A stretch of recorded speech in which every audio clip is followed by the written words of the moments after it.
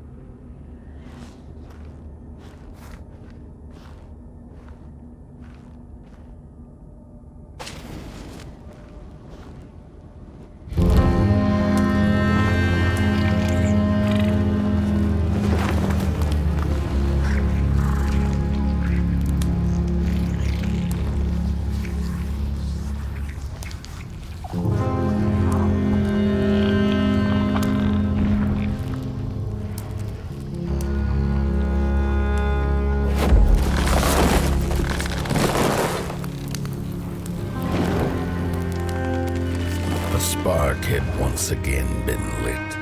It was told that for the being who kept fire in their heart, all darkness would vanish.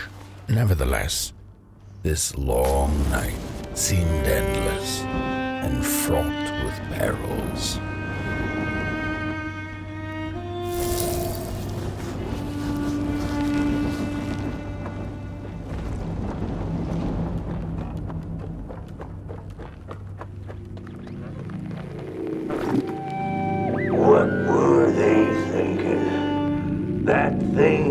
To remain dead. I'm never gonna come out again, no sir. In here it's just me. Alone, some ragdoll with his mask. Alone and at peace. They burn it up.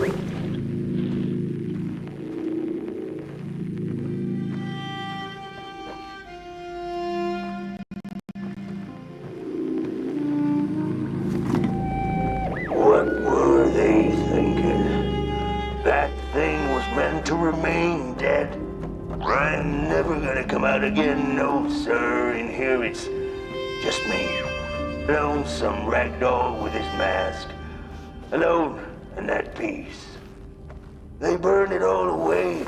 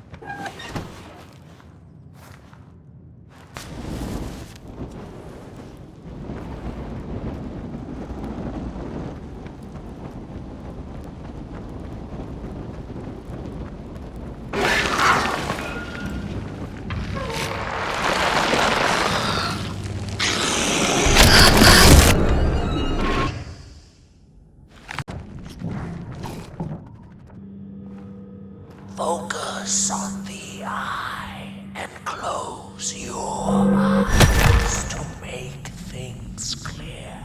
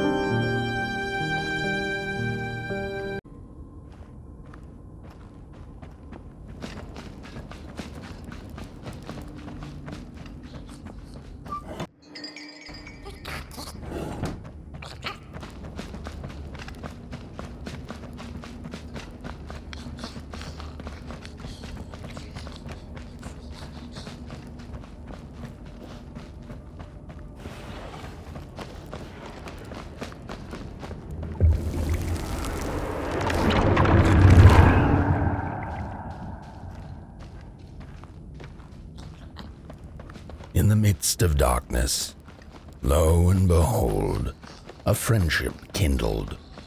The fire that spread with it seemed so small against the vast night sky, small and flickering, but defiant.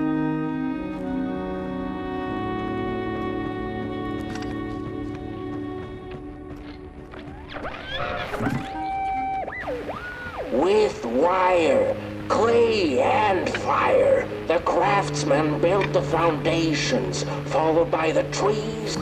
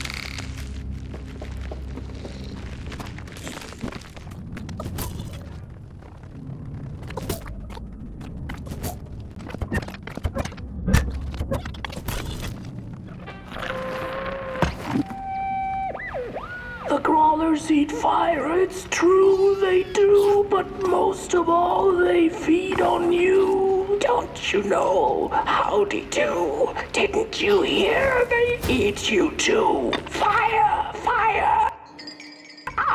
It's true.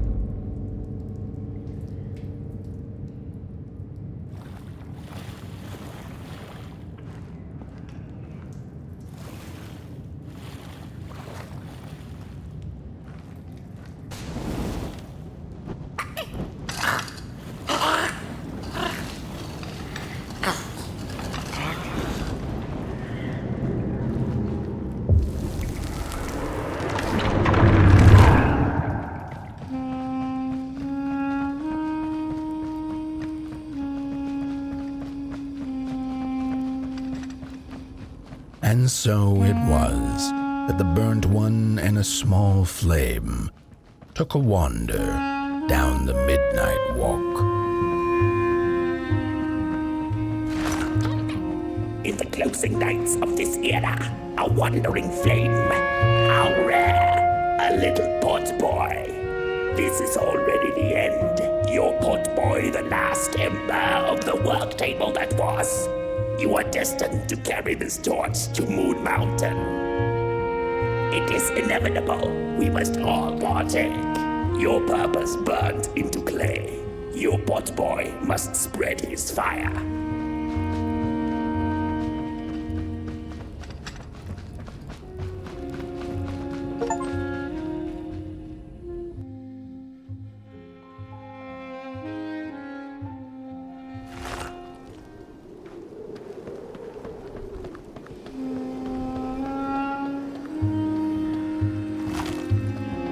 Whether they held or lacked reason, it didn't matter.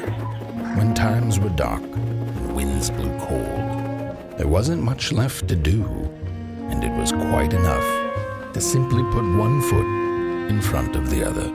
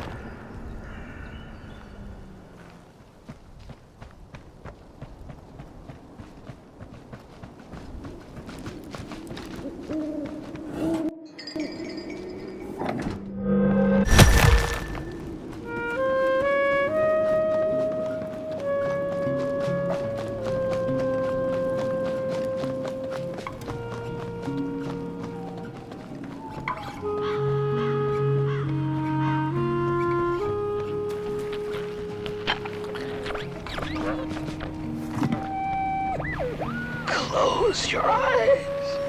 Listen. They sense you. They feel you. That's so beautiful.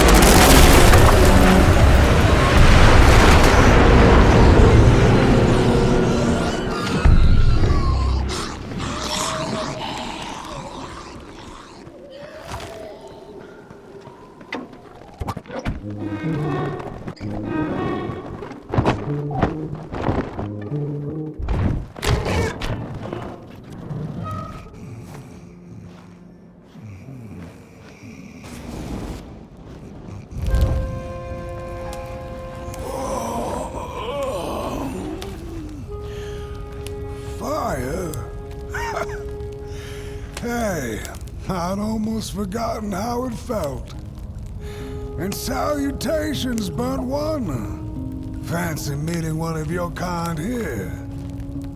You're the caretaker of this little firecracker? I reckon you must be headed for Moon Mountain. Am I right? Well then, on one hand, it's just a matter of walking down the road. But then on the other, the Midnight Walk has a mind of its own, and a mind to teach its rider a thing or two to boot. So if you are intending to walk the walk, you better... Ah, how's he? Didn't see you there. So glad to see you back on the move. And as I told you, it ran away from its owners. It's been waiting for the right passerby ever since it ended up here. Well, Mac, don't let me keep y'all. See you down the Midnight Walk, and burnt one. Wherever you end up this long night, keep that fire alive. It's really all that matters. Don't take my word for it. Just see for yourself.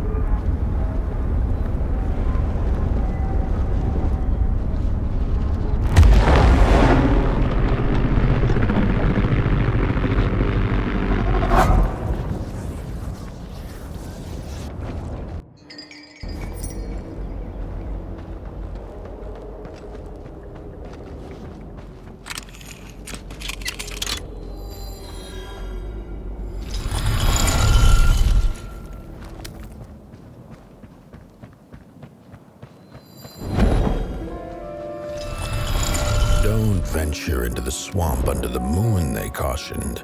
There, wild eyes watch, and itching teeth yearn for succulent heads like ours. Gone are the bodies of old, and they can no longer shield us from the terrors. Look at those two arms sweeping around. Don't touch me. You get out of here. Look at that.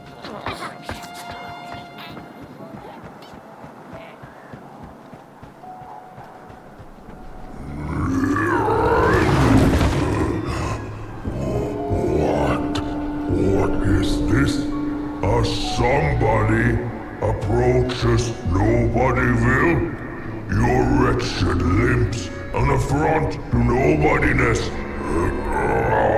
Unless your fire can prove itself useful, there will be no passage for you, limb tree. Go away.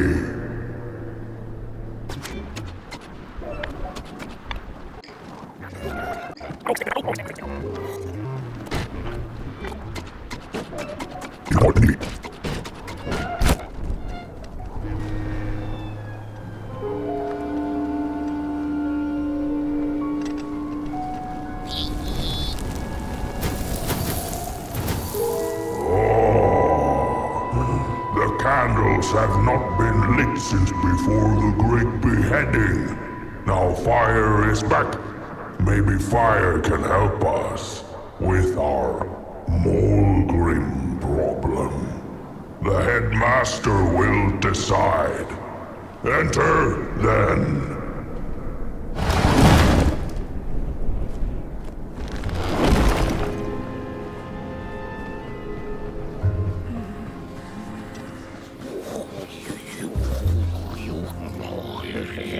It was foretold. The return of the body. Arms and legs. So uncivilized. Look at those two arms swinging around. Disgusting.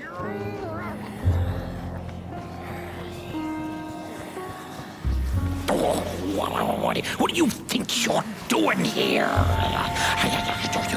You can't be here. You shouldn't be.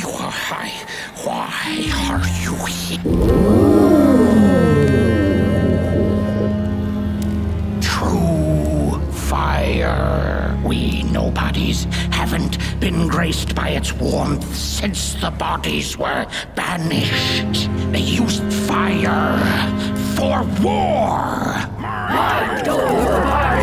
Yes. Now once more, the somebody disturbs our peace and sets fire on things with its tiny fire devil. You must leave at once. Leave or face our...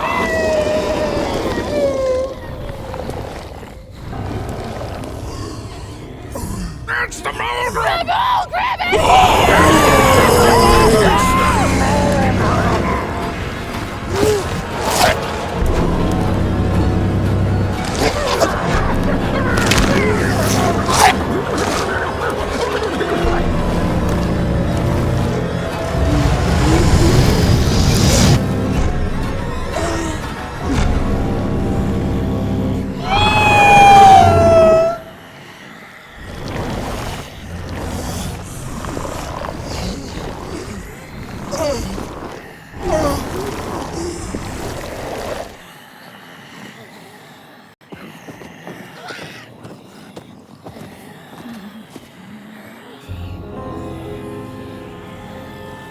I guess I'm the headmaster now. As you've observed with your own head globes, we have a problem. It is called the Molgrim. The Molgrim? Recently she has become bold, moving ever closer to Nobodyville. You should help us get rid of her. Yes, get rid of her. Tame her, just make it stop. And by the powers suddenly vested in me, I will, shall grant you passage through our fair Nobodyville. Here, take this. Now, go do the quest. Meet the problem head on. Tame the Molgrim, and we will, I shall graciously let you pass through Nobodyville.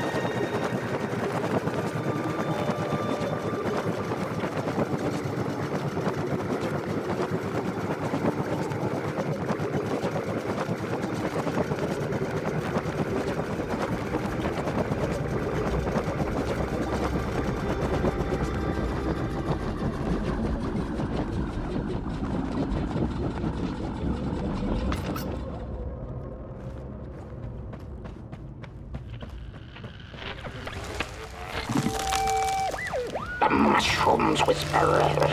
New burden down. They tell us her nest.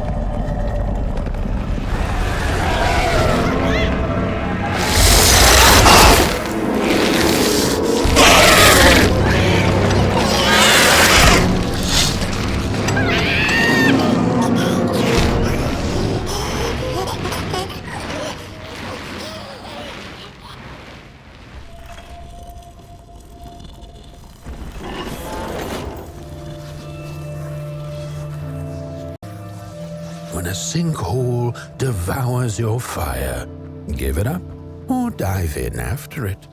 An old swamp saying.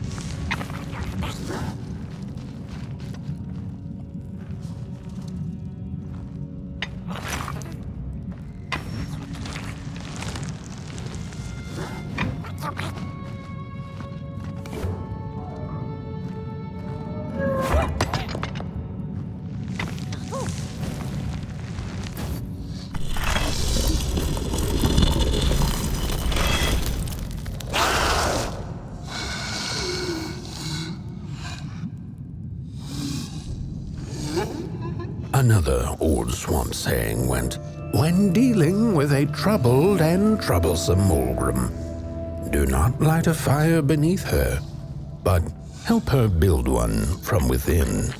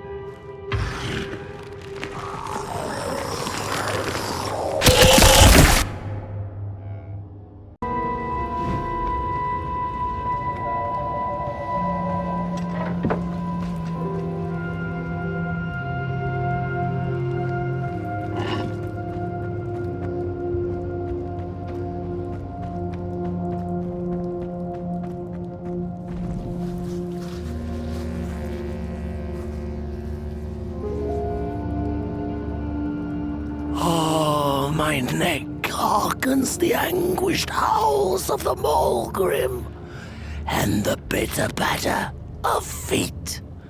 A somebody and its flame, albeit a small one.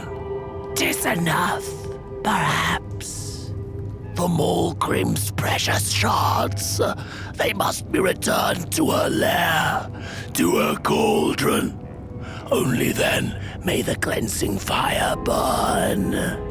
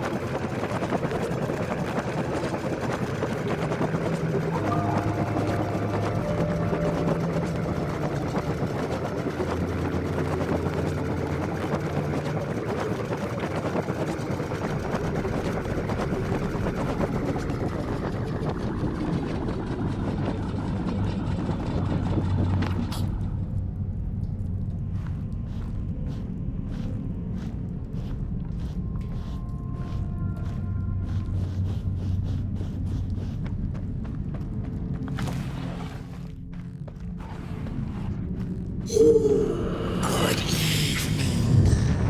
Or is it morning or afternoon? Hard to tell without a sun, isn't it? No, it is most certainly night. Or moonbirds hooting wouldn't make sense at all. Speaking of sense, will you help an old bird find some in this story? Fire up these dusty murals in the right order, and you will receive a present, a little gift, yes. Bring the fire to the story.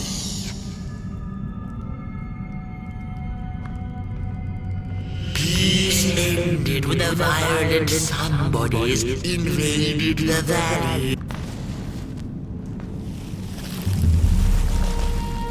For time immemorial, the Mogrims had lived in the valley in peace, sharing good eatings and howlings around their fire, which they had inherited from the skies.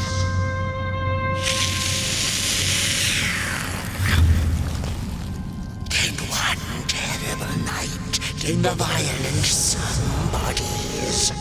They hunted the Mogrims for sport and took their fire for themselves.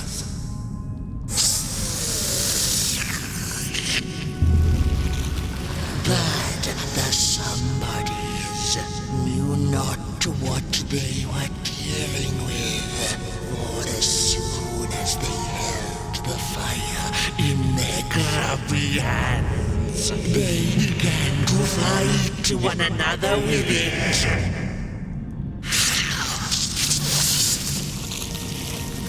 To save themselves from themselves, the cunning heads turned on their bodies and organized a great building. And so it was that somebodies became nobodies, and the bodies were exiled. A time of peace would ensue, or so the headlings thought. The last living Mogrim had been biding her time, and saw now an opportunity to return and take bloody vengeance upon the heads, who were now left defenseless without their bodies.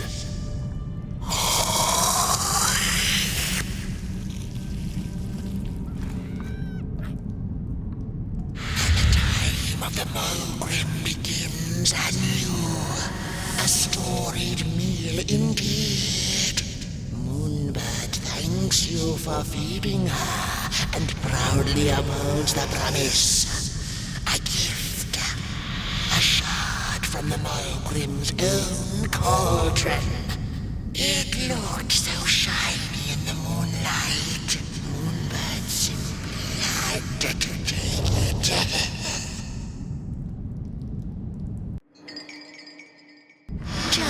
For now, she'll see you in the light.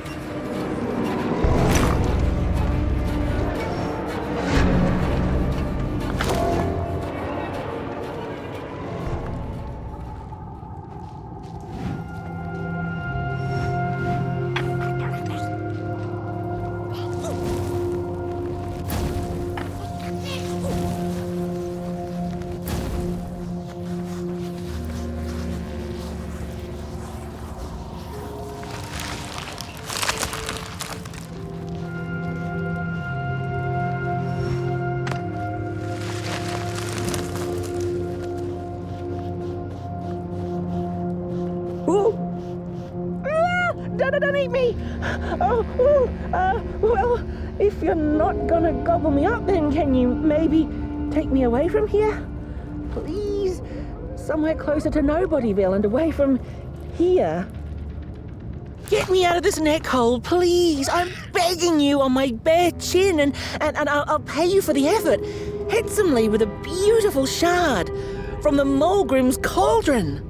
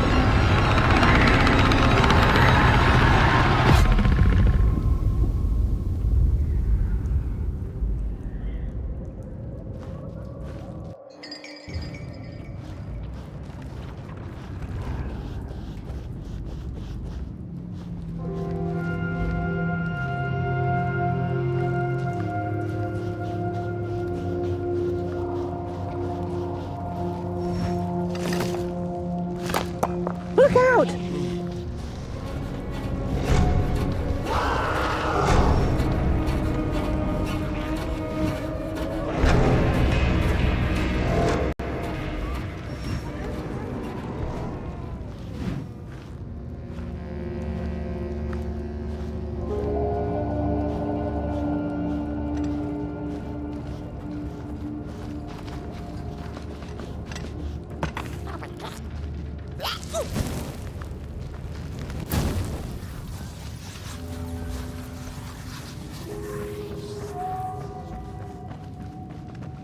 Watch out!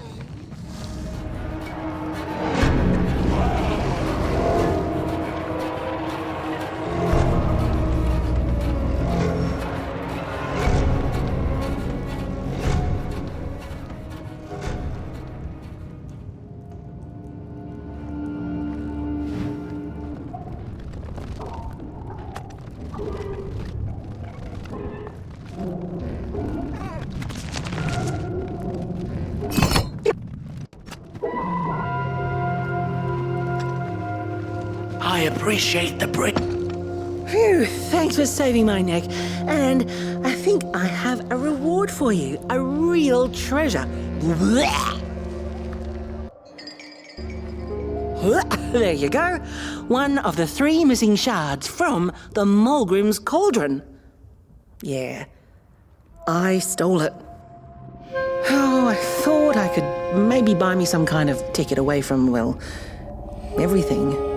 Start anew, you know? A good head on a pair of healthy, strong shoulders. Eyes on the horizon. Gosh, the horizon. Do you know I haven't seen it once since I lost my body? I really do miss my body. It's a real shame when you think about it, you know? The things that we do to ourselves, to one another. What we did to her, kind. All in the name of some sort of control. It doesn't make sense. Anyway, I guess I'm sad. Sad and sorry.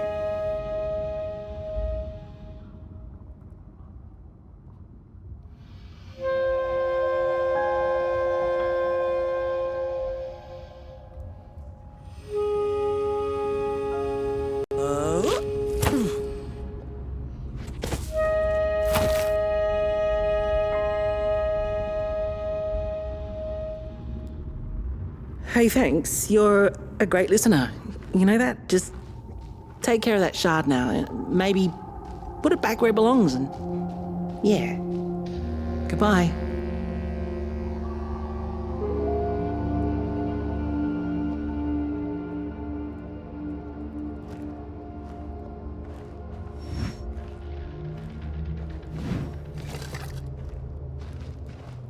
It's easy to lose one's head when everything you love is either gone, broken, or dead. Yet another forgotten swamp saying.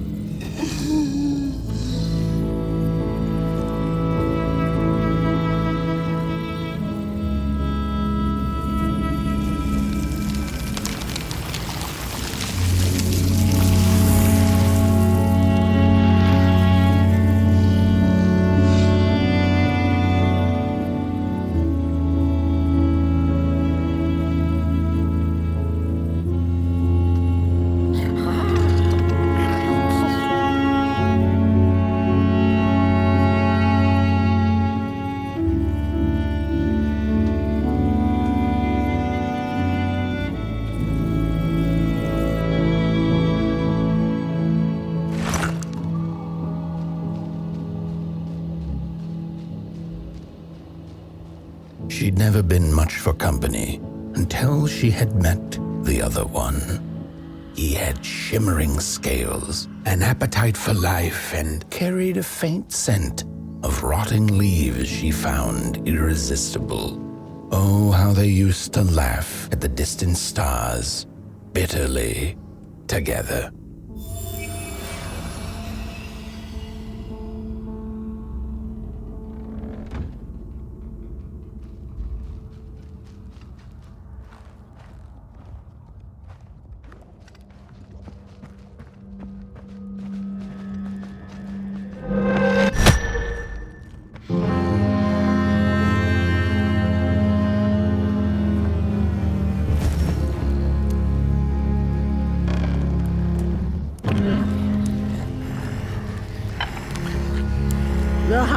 of the Mulgrim have gone with the wind, and our headaches settled into gentle throbbing.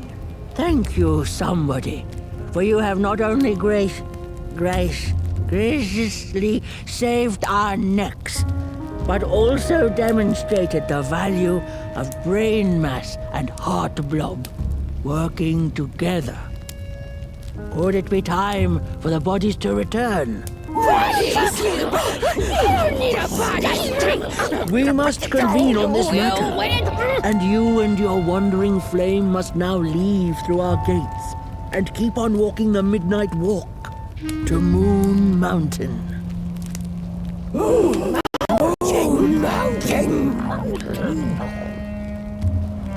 Here you go, somebody. This key will open the town gates. The mountain once again beckons, and the call is answered. Fare thee well, and take good care of your flame. The dark itself is hungry.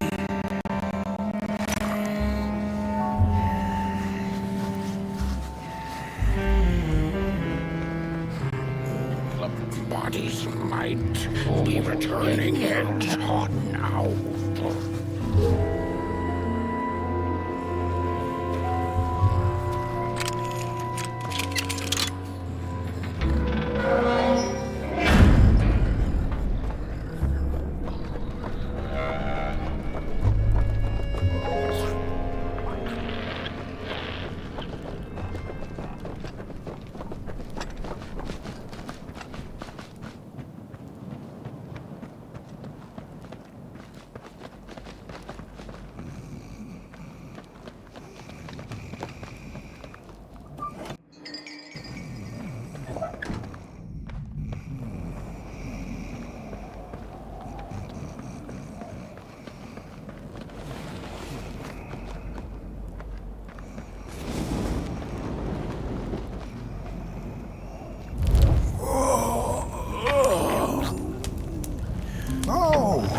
Back from a little swamp detour, huh? Hope the heads didn't give you too much trouble. At least your head looks attached to its shoulders and your friend's is, well, burning. So do not despair. Should you once again lose your way along the midnight walk, you're probably meant to. The body can be a terrible master, but a wonderful servant.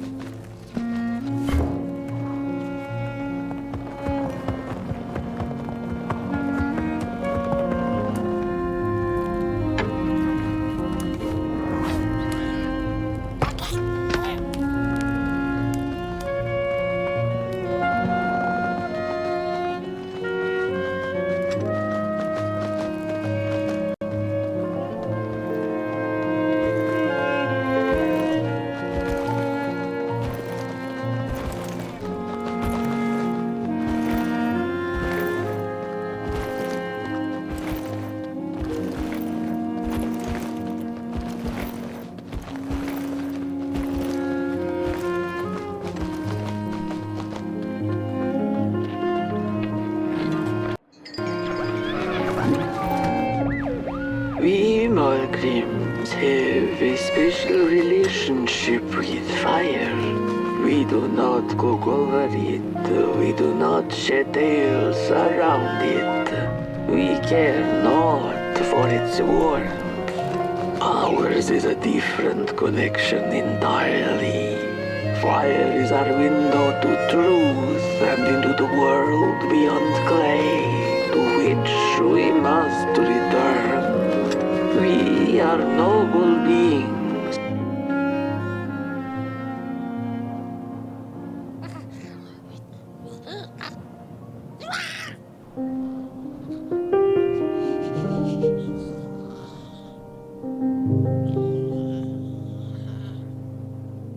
To those who seek to end us, for they seek to end themselves.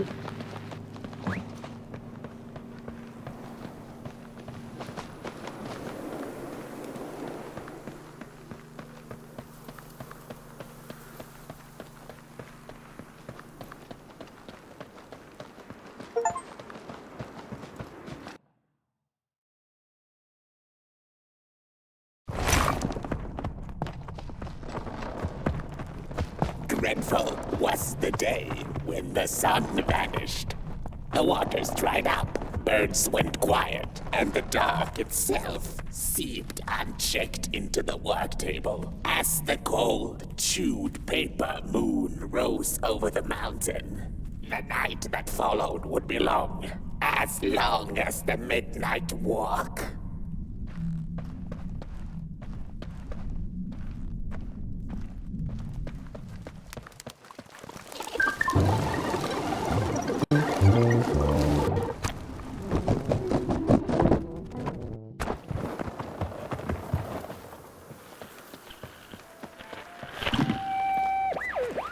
I had a flame once. It was beautiful and bright. It spread its light, brought me and my neighbors warmth. and it was always hungry. No matter how much I fed it, it kept on growing and growing. And one day it got big enough to start walking the long road. I didn't guide it. It dragged me along for the ride. I followed it for a long, long time. Would the road ever end? What was the point of the walk? Things kind of spiraled. Road took me on dangerous detours that didn't make sense. Before I knew it, my flame began to fade.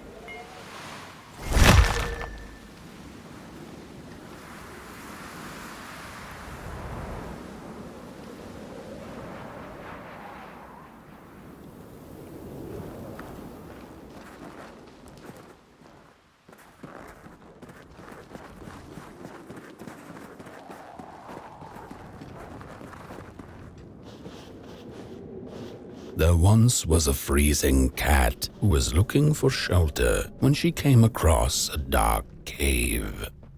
"Step into my abode," offered the dark. "It will warm you if you surrender your wants."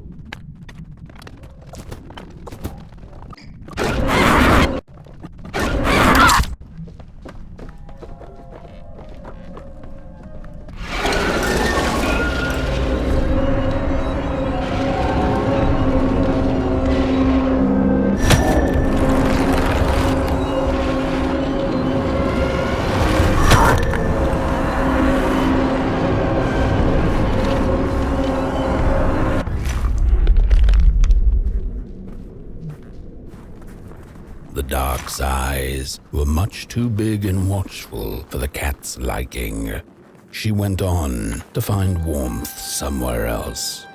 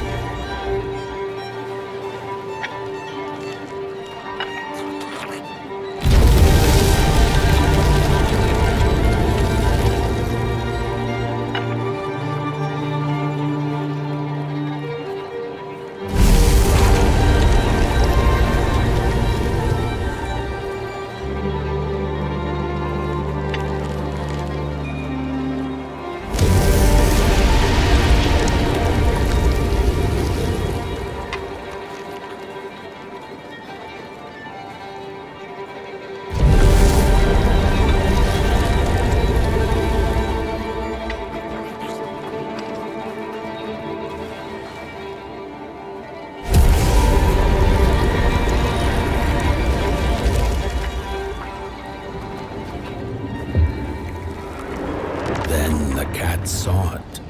Rooftops piercing the sky.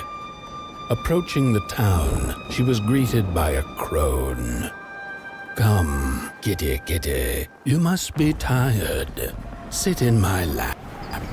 Share your soft fur, and I shall warm you for a spell.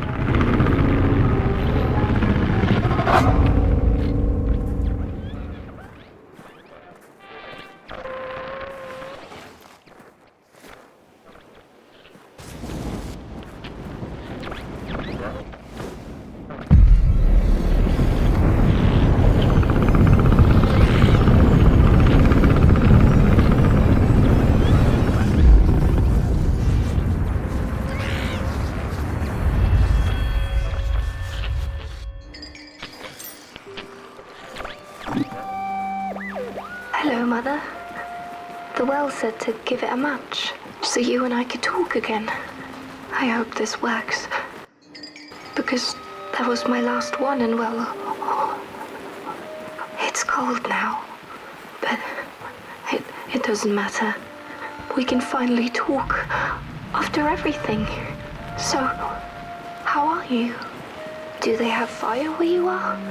Not the hellish kind, I hope. Is Father there too? I think you should talk to him again.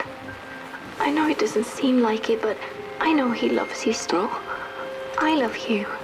Still. I can't feel my hands. I can't feel anything.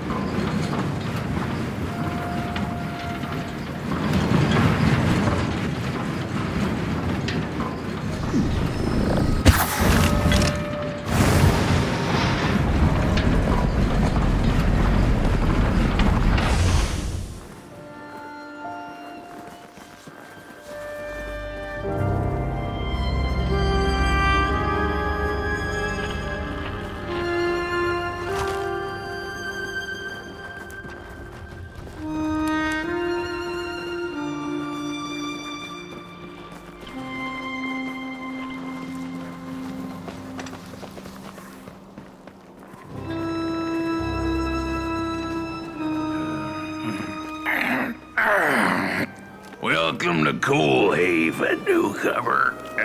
Good to see a flame in these parts again. I'll be your guide tonight. This furnace here used to run on coal and fire, don't you know? But a thief stole all our matches, wasted them in greed, you see. Now the ghost has come to smite the wicked and punish the thief who killed us. Well, I guess that's it. That's a tour on the house. There's a bone right there in the snow. There ain't no place for a bone.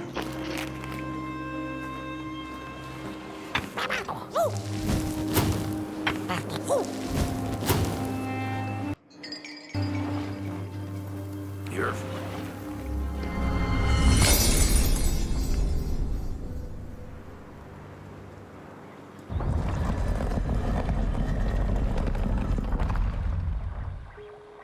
Oh, do you feel that? Something's changing. That furnace was the soul of the city. We used to worship it, us coal miners did. Fed it trees and fire like it was a hungry, angry god. This broken body's going nowhere. The cat didn't like the crone's crude pettings. Her hands tugged at her fur. Now, rest still, the crone said, as she pulled out a crooked knife. The cat was quick and escaped just in time.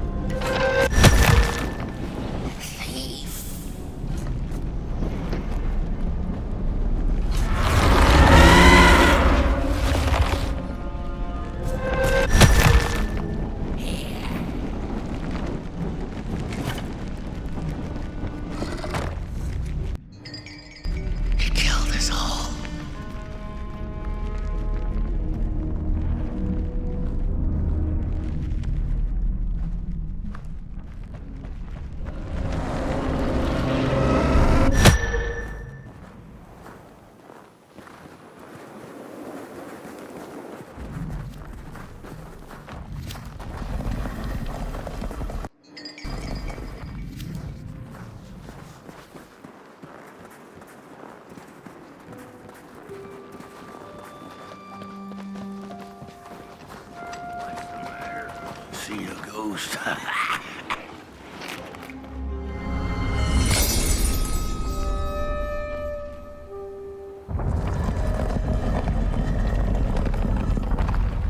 The thief loved the stars. Would have plucked them out of the sky if it were possible. But the dark itself stole her stars, turning the thief's sky as black as a cup of joe. And so the thief began to steal matches and lit them, hundreds of them, like little stars of her own.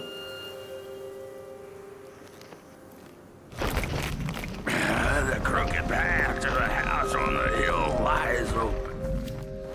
You hear the scream.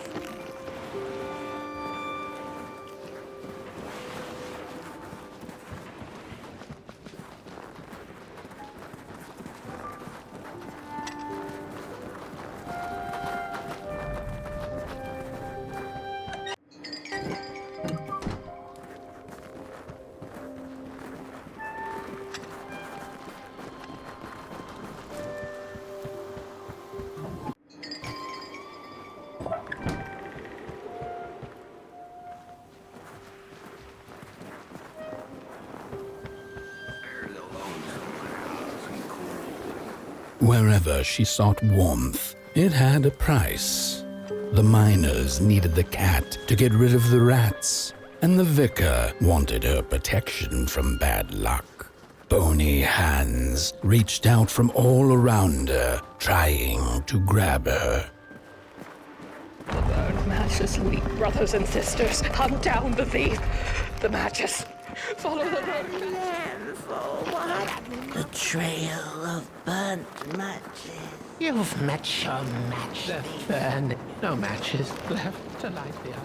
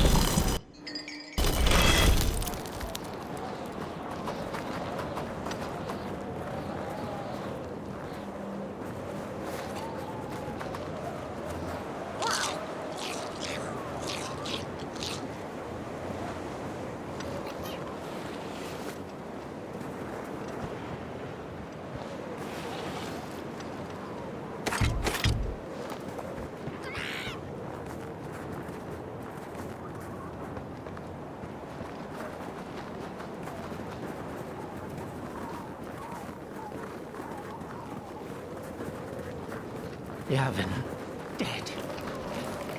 No matches. No.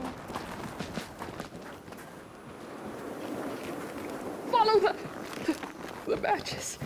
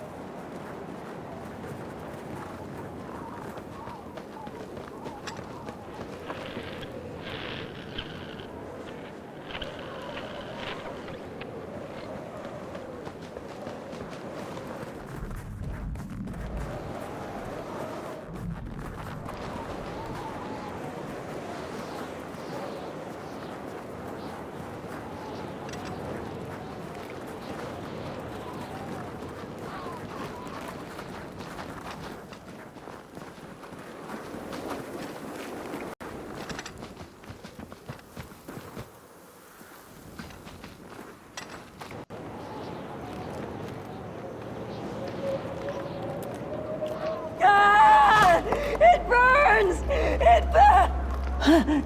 What's... This isn't my body.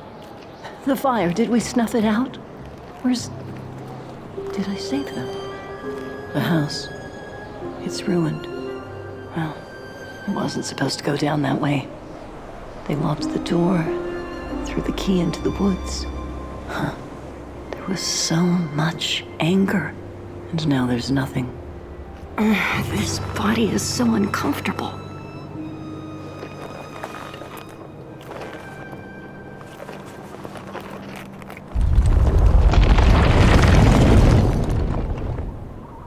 While I was in the black, I had a dream. There was a monster in the woods, with our door key dangling from its tail.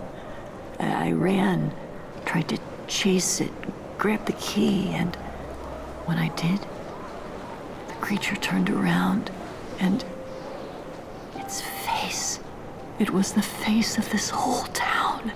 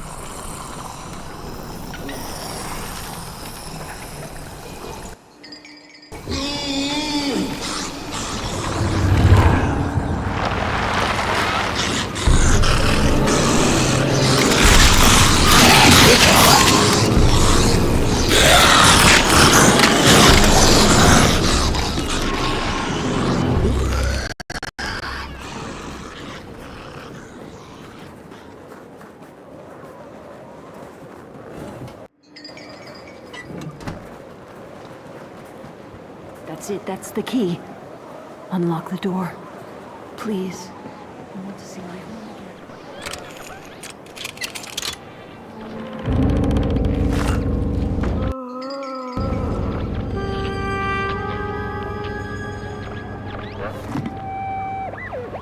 furnace is getting weak. Council says we're running out of matches. We'll have to harvest more trees then. I don't like it. Losing the forest like that. The cat felt as if the walls around her were growing taller, the alleyways narrowing. Turning a corner, she bumped into a girl sitting in the snow. In her bony little hands, a lit match. "What do you think of my star?" the girl asked. "Isn't it pretty?" Bring back warmth to our grave.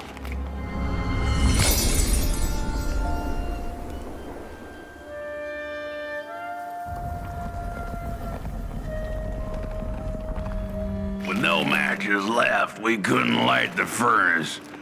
And the thief paid a terrible price for her burning greed. As the furnace died, one by one, so did we. But before we perished, the dark itself moved into our hollow husk, turning us cold and wicked.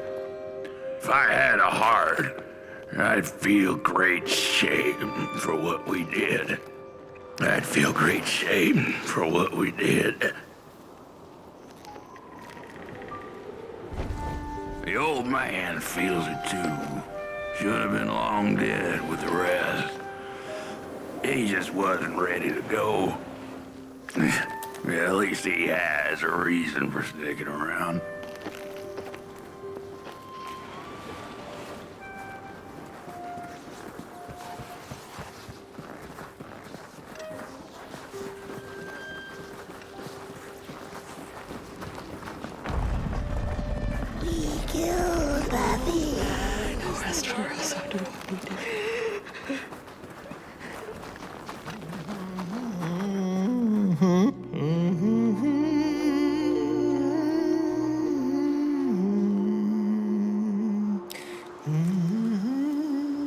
Oh, that voice.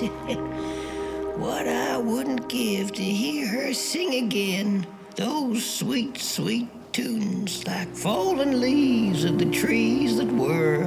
Such a waste. Such a shame. I wish I could hear her sing again. Just once. Just once. Oh, I know she stole from us. I know what she did to our town. But she could sing. This town's not much without fire, no. But it's even less without song. If I could just hear that lullaby one last time, I know I'd be able to move on.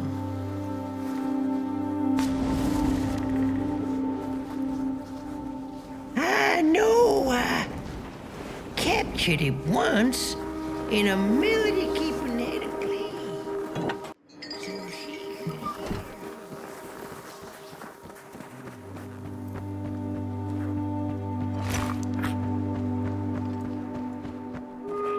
I ask, pray, beg for silence of the dead. But what does darkness give? A singing head. All of them dead like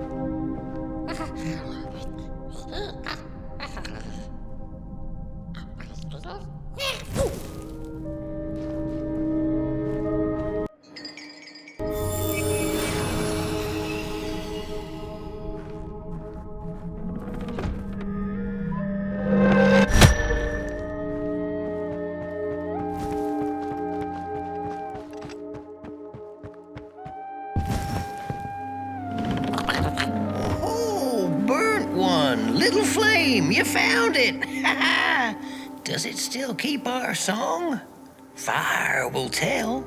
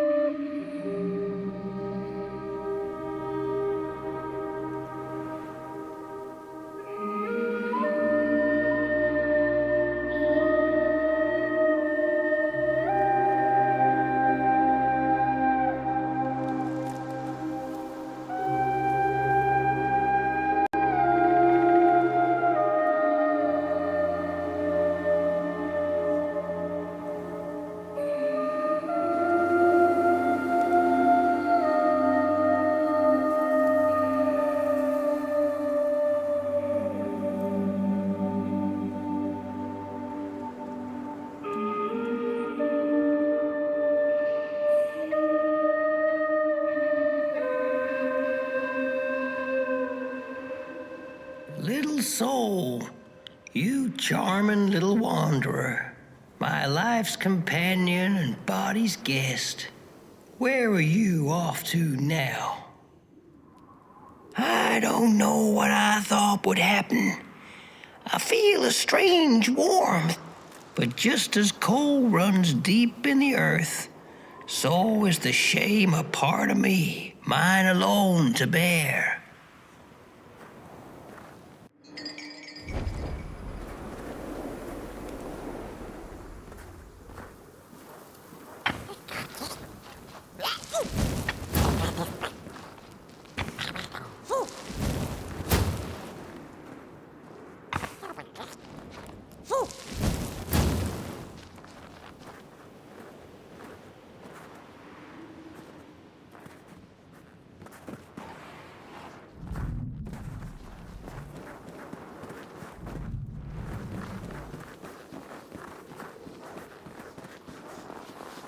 The girl offered her burning match, her last star, but the cat could tell she needed it all for herself. Grateful for her unconditional kindness, the cat left her to her ghosts. Your flame, bring back more to the door.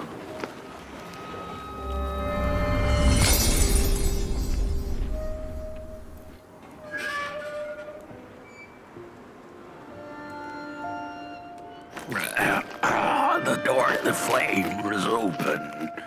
It's already there. You just haven't lit it yet. Now, if you don't mind, a little spark.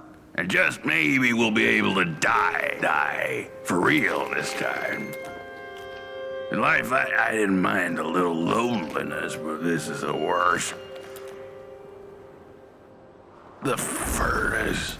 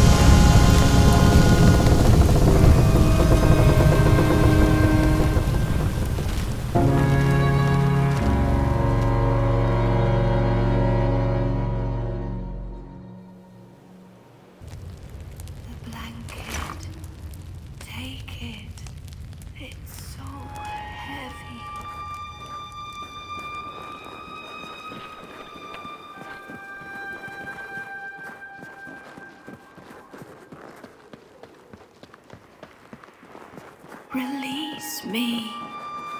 Light the match. The match. Light it. Please. One last star. Thank you.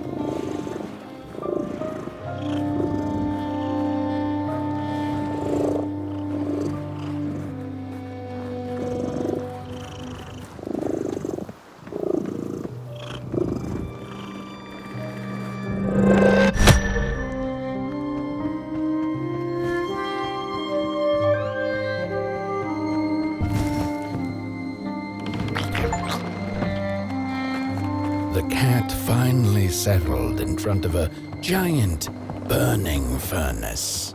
In its bright flames, she could glimpse a dark future. This did not matter to her, for now she was eternally warm and at peace.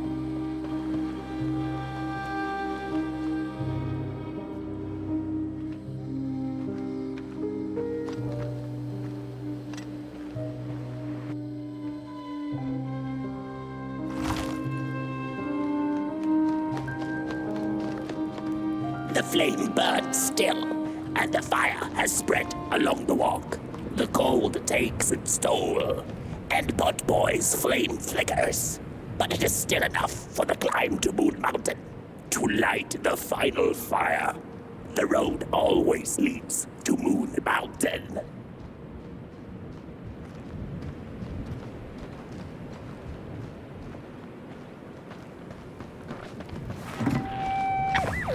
There's a fella who watches over the midnight walk, pointy hat and hollow gaze. He's been around longer than you or I. Some say he was one of the first sculptures to have breath. Some say he's not from around here, but from another maker's work table entirely. Some say he's seen what lies beyond Moon Mountain. But I just think he's lost like the rest of us, and he's waiting for the right one to come along. Waiting for...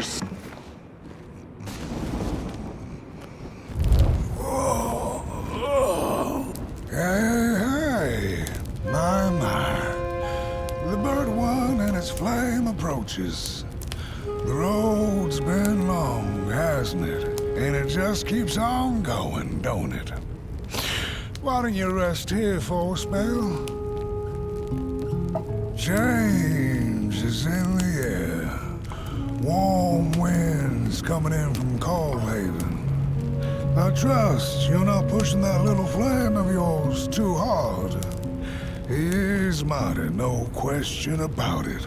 But between you and me, he still has a ways to go until Moon Mountain.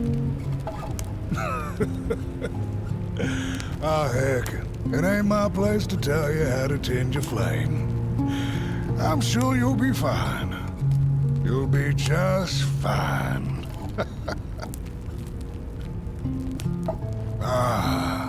To feel at home wherever you walk.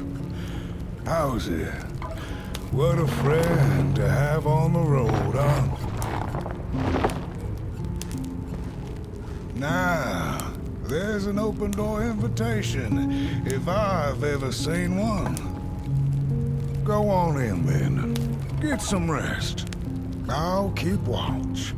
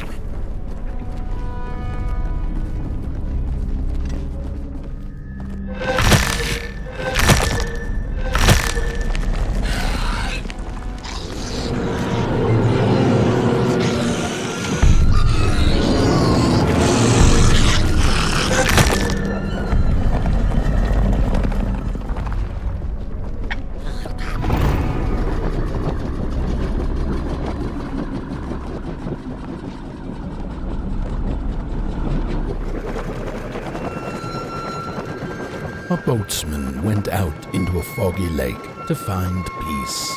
Then, out of nowhere, came another boat that bumped into his. He cursed whoever was on the other boat, but when the fog cleared, he discovered that it was, in fact, empty.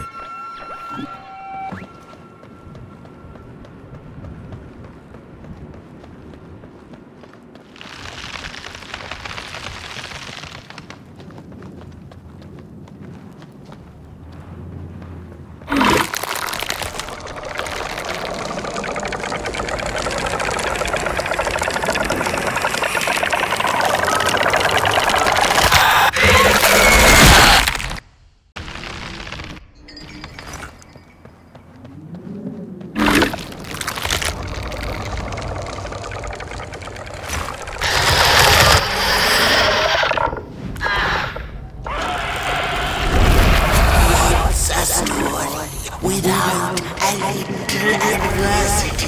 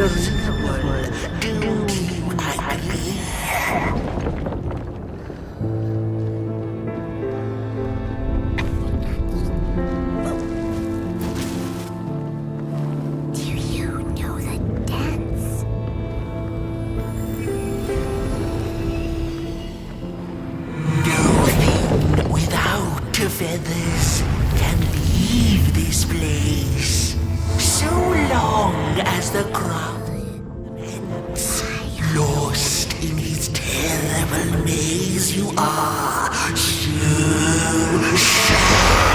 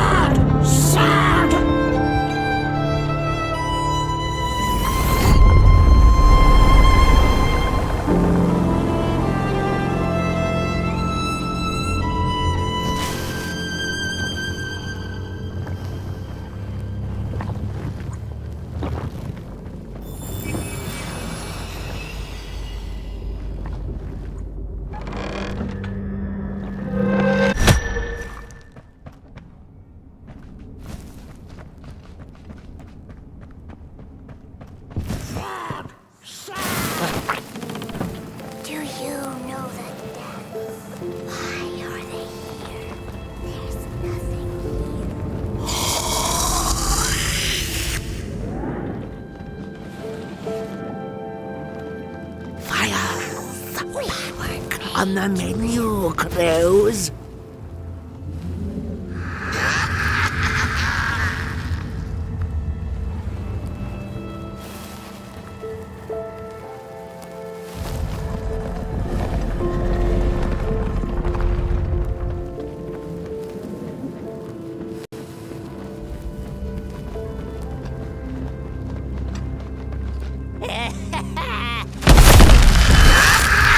I see you. Not to crawl closer, Moonbird.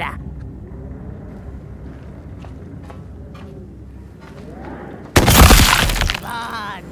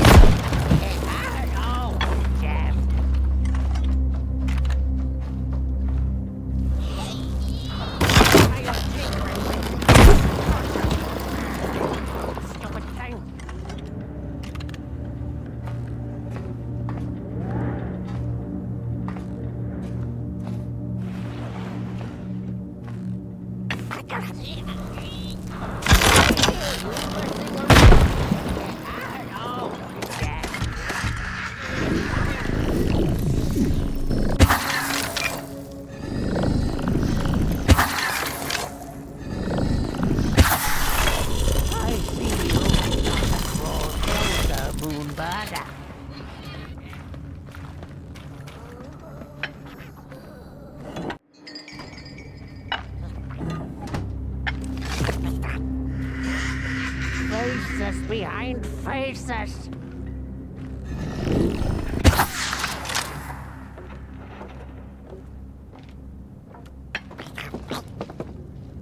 Avert your greedy gaze. Ah, the pictures. They're moving again. Forbidden. It is forbidden. It is forbidden. Hush, no talking in the theater, fools.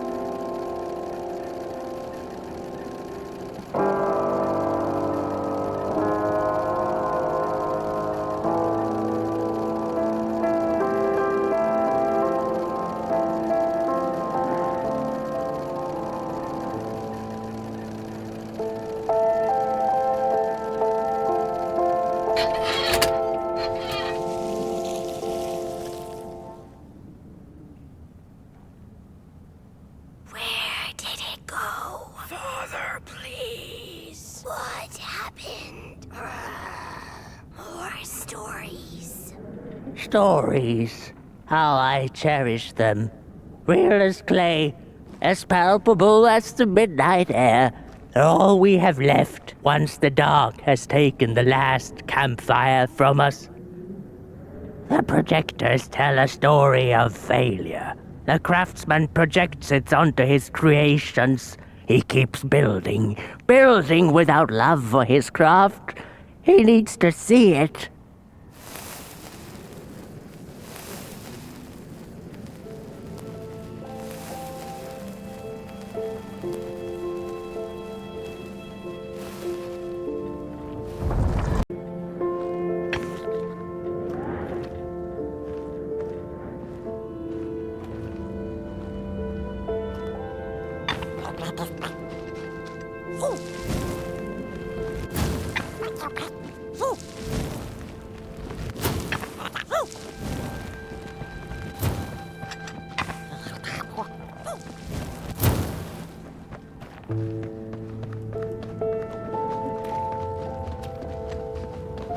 The potter, stuck in the sinking clay in which he had dug so greedily, spoke his final verse. Here was I born, and here I lived. My refuge was the clay, and now the clay has played me false in a most grievous way.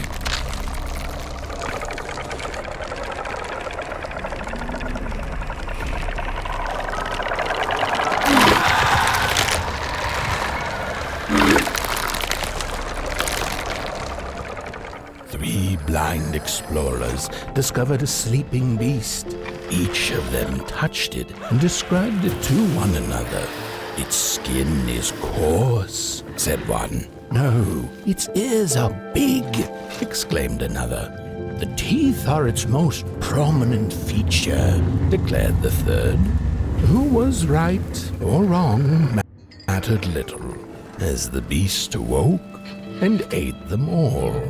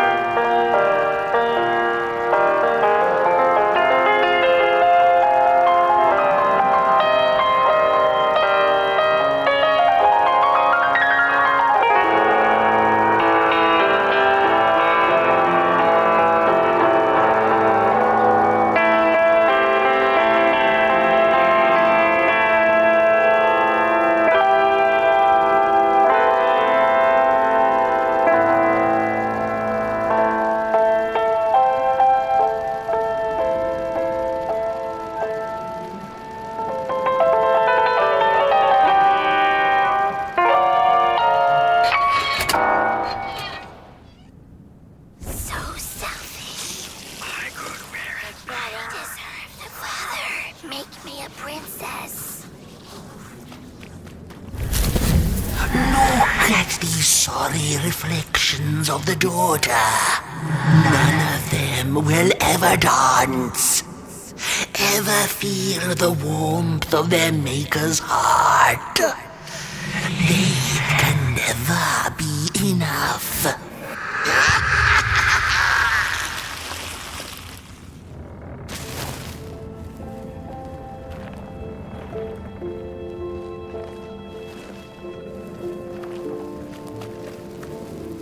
After years of searching for her son, the weaver was convinced she had lost him to the dark. One night, there came a knock upon the door. "It's your son," said a voice. "Please let me in." Thinking this was some cruel spirit come to mock her grief, she remained silent until her son gave up and left, never to return again.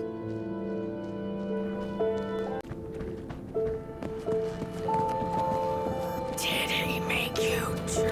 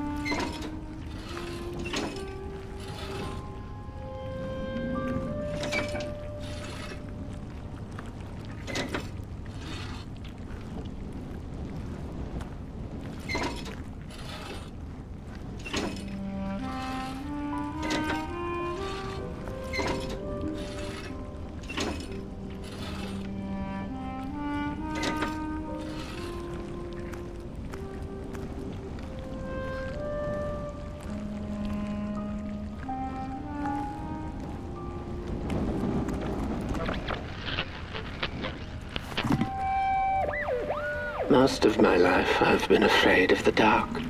When I was little, my childminder got annoyed with me and tossed me into a wardrobe as punishment. She let me sit there, alone, and I sat perfectly still so that no closet monsters would notice me. It was the longest, most terrible 15 minutes. Many years later, I don't know what happened, but now I love sitting alone in the dark. I get into the wardrobe, close the doors, and I sit perfectly still. It's like a void, empty, but not cold, where nothing exists and everything is possible.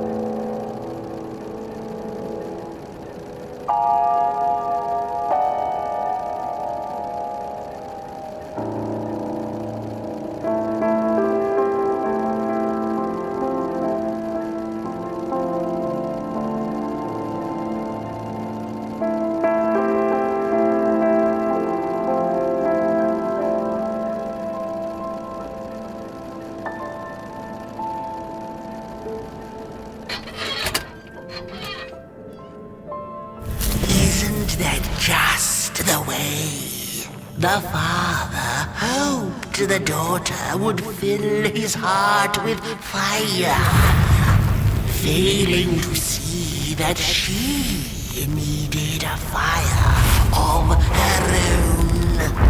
His princess danced away, and he stayed behind, cemented in his ancient tomb.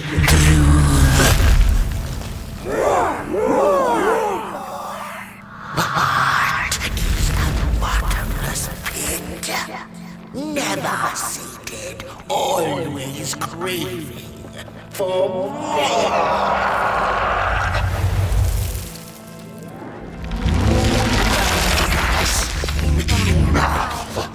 Keep on walking the midnight walking. Don't run all the way to your infernal doom. She will be there to gobble up the empty souls.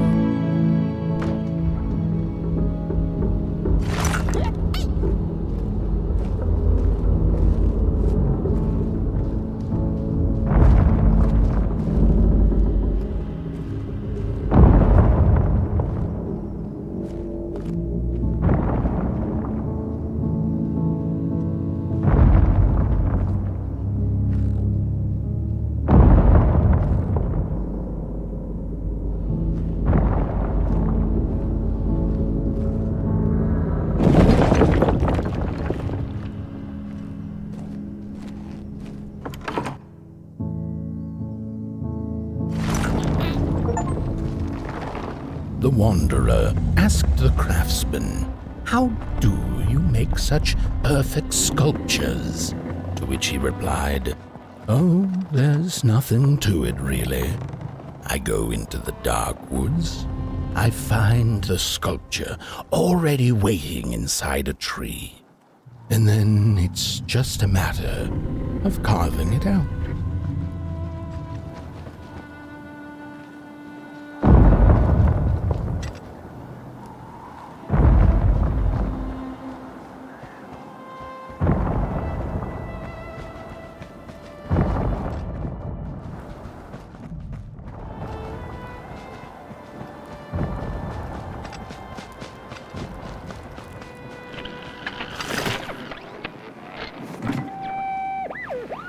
I was a child, I exchanged letters with a monster in the woods. We were best pals, and we shared all our secrets with each other.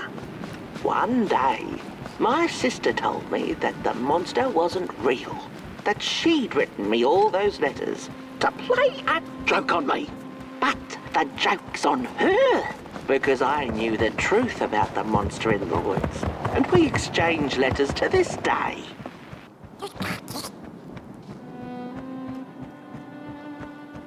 Hark! Not very far now. Not very far. The flame longs to be free. Caged, it cannot truly burn. How beautiful. How tantalizing. It is simply the way of fire. It is what it is.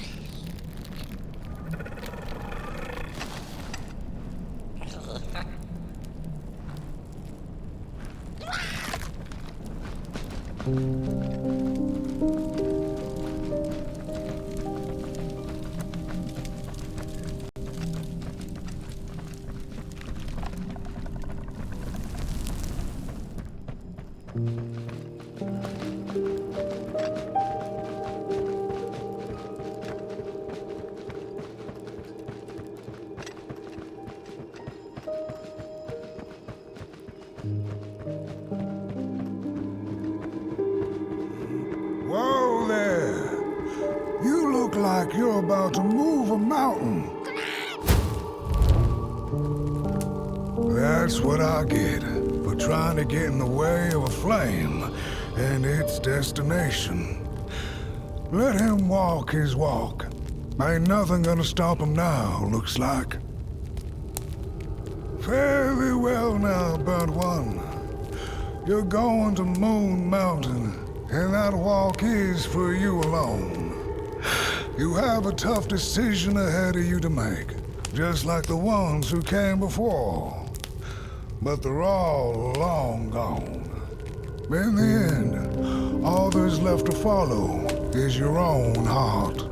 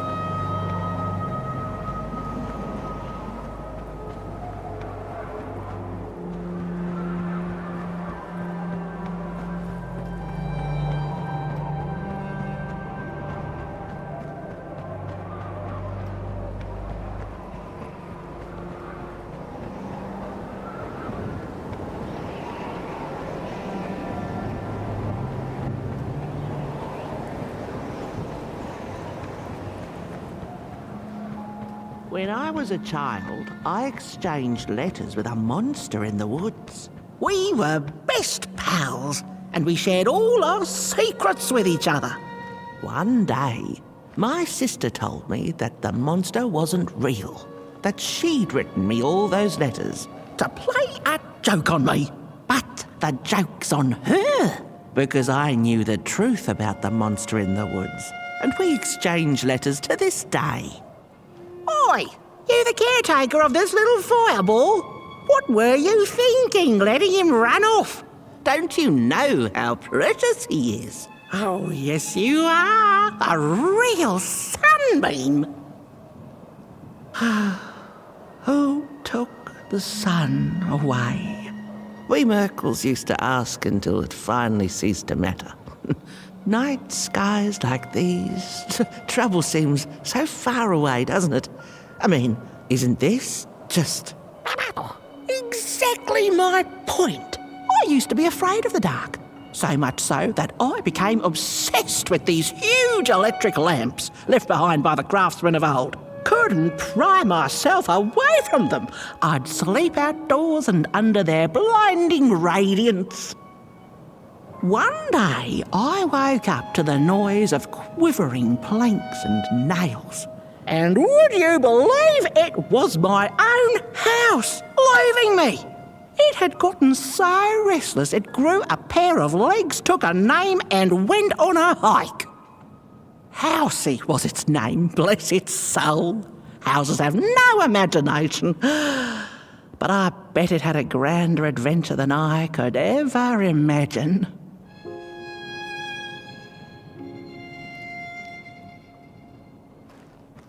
This little flame is your home, Burnt One. Keep him nurtured and safe, and you'll always find yourself in the right place. Through the rain, in the dark, and over Moon Mountain.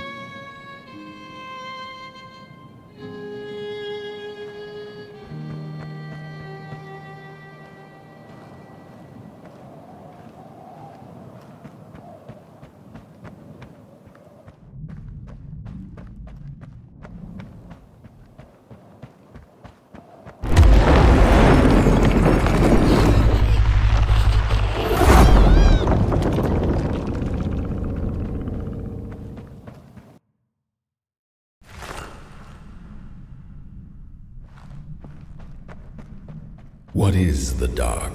Is it ugly and cruel? Is it a place for monstrosities, for fools lost in the woods? A terrible void where all your nightmares come true. The dark could be a friend, perhaps a space where we might find each other, all of us equal under its cloak.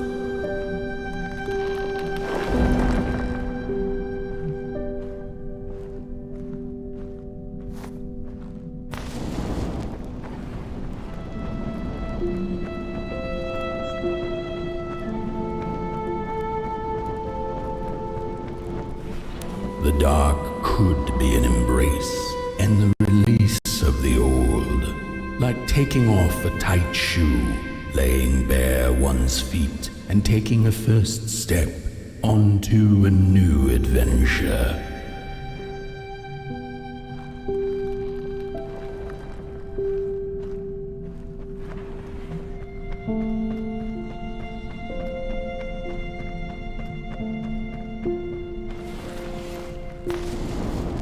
The dark could be a moment of clarity and calm, a break through icy clouds and the shameful stories we tell ourselves that fetter us to the clay and mud.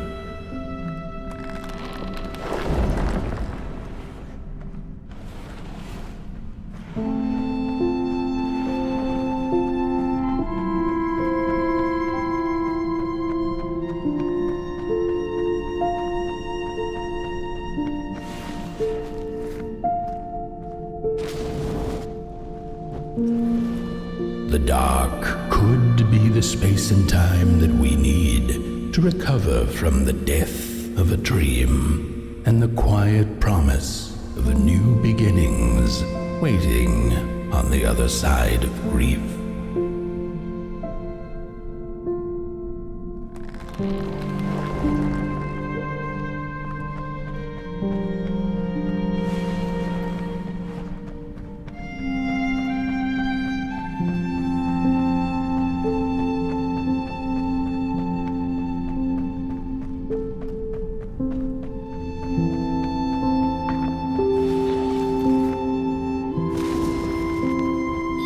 In the end, the dark remains a mystery, its secrets locked away behind the stars. But one can rest assured that it is always there, watching, patiently waiting for us to enter it, with fire in our hearts and with eyes wide open.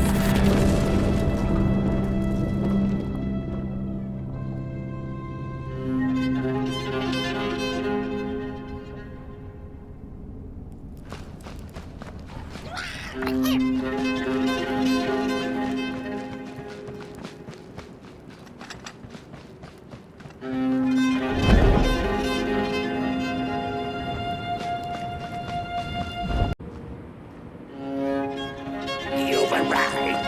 Hark! Your fire is dying, but the last embers will light the final fireplace and send your potboy home.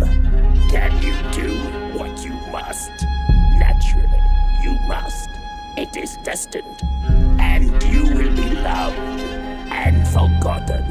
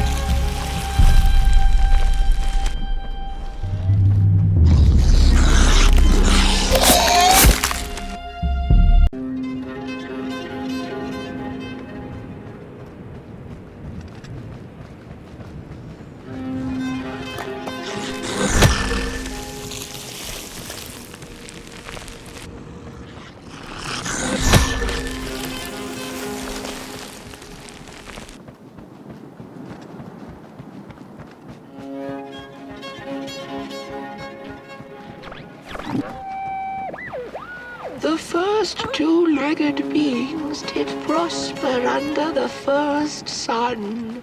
But it didn't matter how much they bathed in its light. They craved more. They sought to cage the sun.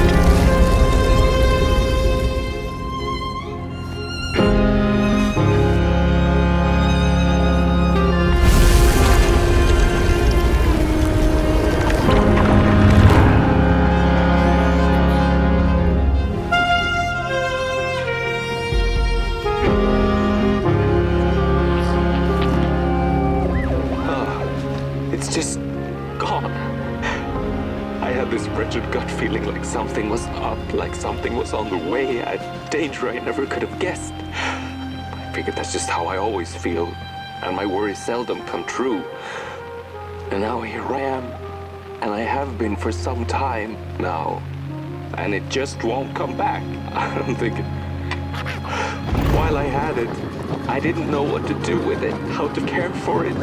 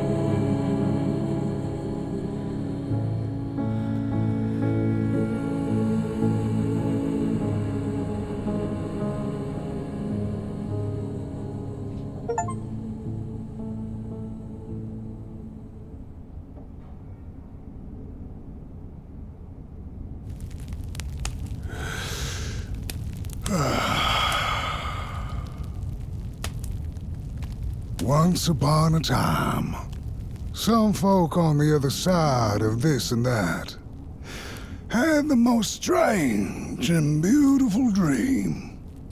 I hope that tonight you caught a glimpse of it, and I wish you the levity and grace to smile in the darkest of times and on the way down your midnight walk.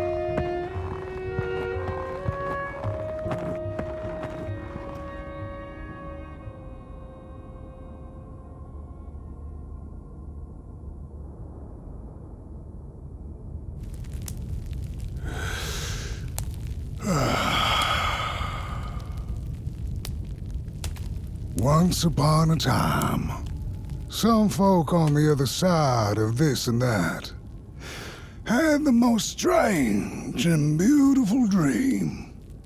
I hope that tonight you caught a glimpse of it, and I wish you the levity and grace to smile in the darkest of times and on the way down your midnight walk.